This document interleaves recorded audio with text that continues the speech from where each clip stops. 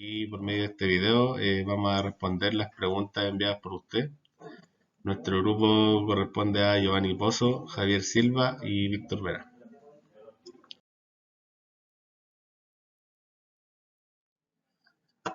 Tipos de fundaciones superficiales.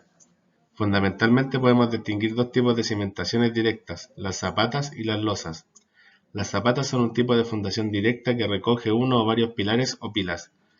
Si recoge un solo pilar se denomina zapata aislada y si recoge varios, zapata combinada. Un tipo particular de zapata combinada es la denominada zapata continua o corrida, que contiene un conjunto de pilares alineados o a muro. Otro caso particular es el de los pozos de cimentación, que se suelen ejecutar cuando el plano de cimentación se encuentra a una profundidad ligeramente mayor a la que se puede llegar con una zapata. Finalmente, un tipo de cimentación que puede considerarse entre las zapatas y las losas es el emparrillado de cimentación, que consta de zapatas corridas entrecruzadas en dos direcciones. Aquí se puede ver un plano con los tipos de fundaciones superficiales.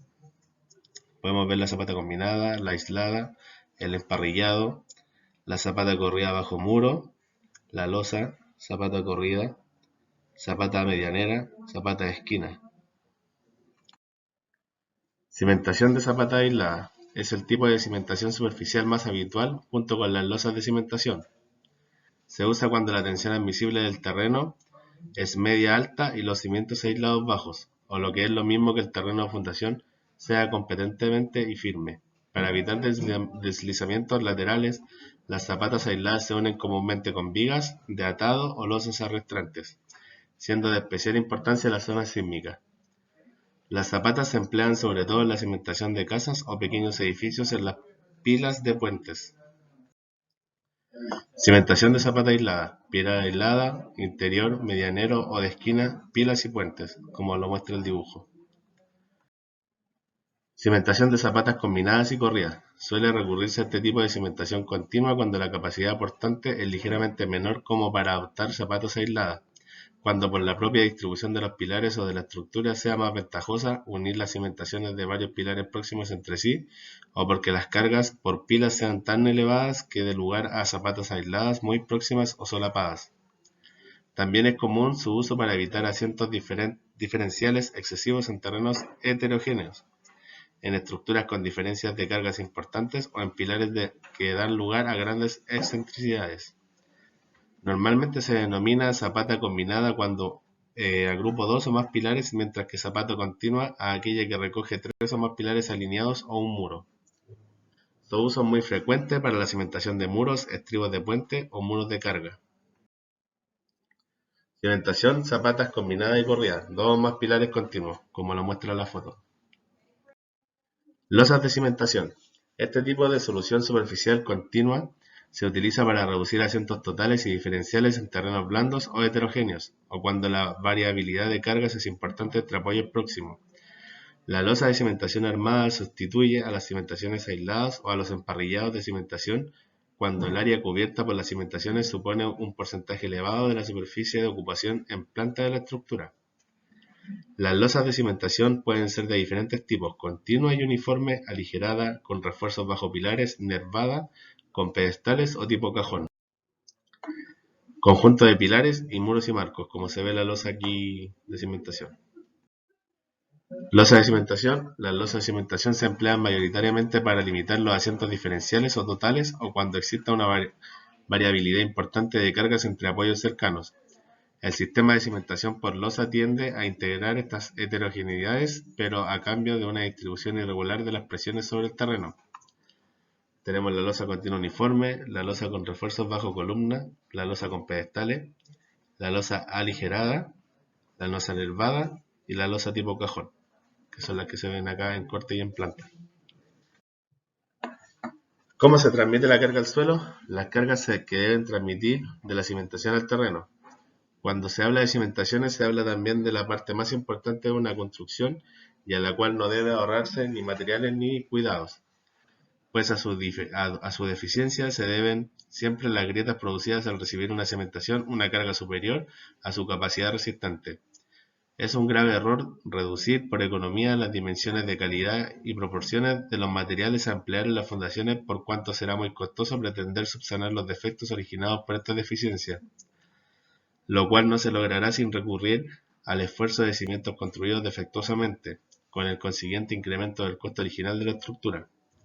La función de una cimentación ante un sismo es brindar al edificio una base rígida y capaz de transmitir al suelo las acciones que se generan por la interacción entre los movimientos del suelo y de la estructura, sin que se produzcan fallas o deformaciones excesivas en el terreno. De una fundación correcta depende el éxito de una estructura. La cimentación de un edificio debe cumplir con transmitir al terreno las cargas estáticas, transmitir las cargas dinámicas, dimensiones ajustadas a la capacidad de resistencia del suelo en el tiempo, que los asentamientos no superen los límites admisibles, prevenir los asentamientos por sobreconsolidación, prevenir la licuefacción del suelo en caso de sismo. Cargas admisibles.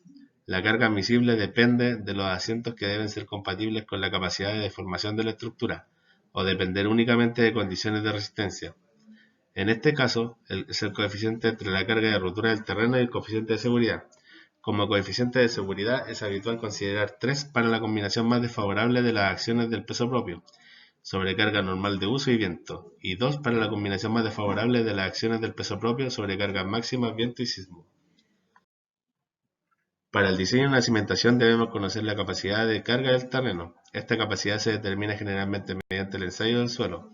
La carga admisible depende de los siguientes elementos: del tipo de terreno, de la construcción en sí y su conjunto, de los asientos que se pueda producir, de las dimensiones de la cimentación, del tiempo de carga de la construcción, de las vibraciones que puedan afectar a la construcción. ¿Qué es una excentricidad de carga en fundación? Se define una carga excéntrica aquella en la que la resultante de las fuerzas está desplazada en relación con el centro geométrico del área de fundación. Cuando esto sucede, se dice también que la superficie inferior de la cimentación no está cargada uniformemente. Fundaciones sometidas a cargas excéntricas. Se presenta cuando la carga viene acompañada de un momento, caso de excentricidad virtual, o cuando la fundación es medianera y la columna no se puede apoyar en el centro de la fundación, caso de excentricidad real. La distribución de presiones trapezoidal en suelos comprensibles no es aconsejable tener este tipo de distribución, ya que daría la posibilidad de asentamientos diferenciales en la misma fundación y podría llevar al vuelco. Una solución es construir zapatas amarradas por medio de vigas de fundación, de tal manera que ellas asuman el momento, la excentricidad de la carga y la presión. Área de fundación. La cimentación o fundación es la parte de la construcción que se apoya sobre el terreno constituyente, así la base del edificio, y por tanto debe satisfacer la función estática de soportar los pesos de la superestructura en las peores condiciones de carga y repartirlos sobre el terreno en la profundidad necesaria. La fundación debe ser hecha de tal forma que la base de apoyo no ceda o se desplace bajo la acción de las cargas fijas o móviles, permanentes o accidentales, y que tampoco sufre alteración por posibles correcciones de las aguas subterráneas o superficiales. Es pues conveniente, para determinar sus dimensiones, conocer por una parte el peso total de la obra y por otra parte la aptitud portante del terreno sobre el cual descansa la construcción. También se debe tener en cuenta la proximidad de los edificios, así como la fundación y el estado de la misma, limitaciones que pueden existir con relación a las existentes en el mercado. El tamaño de estas depende en gran medida de los elementos que van a soportar, por lo que en estos casos se utilizan en su mayoría fundaciones mediante zapatas, principalmente aisladas y continuas. La zapata aislada corresponde a un tipo de fundación superficial de baja profundidad que sirve de base de elementos estructurales como los pilares. Esta zapata amplía la superficie de contacto con el suelo hasta lograr que éste soporte sin problemas la carga que le transmite. Está compuesta por un pedestal, encargado de recibir la carga de los pilares, y por la base o zapata, que es la encargada de transmitir las cargas al suelo y evitar tener que ensanchar todo el cimiento. Volcamiento. Se entiende por volcamiento al giro o colapso de la estructura debido a una fuerza externa que genera un empuje activo sobre el muro, haciendo que éste gire sobre un punto. Este tipo de falla se presenta cuando la carga a transmitir al suelo viene acompañada de momentos o es excéntrica con respecto a la fundación, y el suelo es comprensible. En los textos no se encuentra un parámetro que controle directamente este tipo de falla, debido a que siempre prevalece el criterio de no admitir tensiones en el suelo.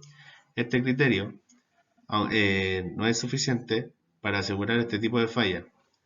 Una recomendación puede ser verificar de todas maneras la estabilidad de la fundación por medio de un factor de seguridad de volcamiento. Acá se ve un edificio que tiene consecuencias de volcamiento, el cual podemos ver que se cayó completo.